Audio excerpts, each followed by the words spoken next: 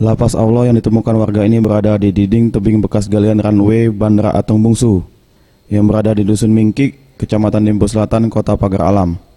Untuk melihat lebih dekat, warga harus dibantu dengan alat berat jenis ekskavator karena medan cukup terjal jika ditempuh dengan cara berjalan kaki. Meskipun medan cukup sulit, namun antusias warga untuk melihat cukup tinggi.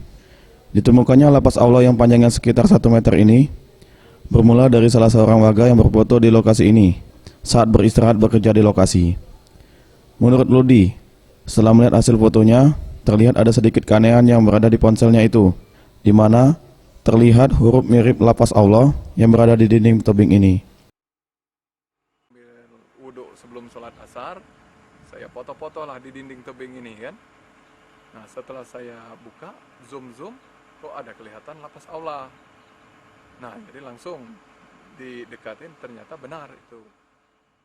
Ditemukannya lapas Allah yang berada di lokasi bandara ini membuat petugas bandara melarang warga untuk melihat lebih dekat karena dapat membahayakan. Zulfikri, Sriwijaya TV.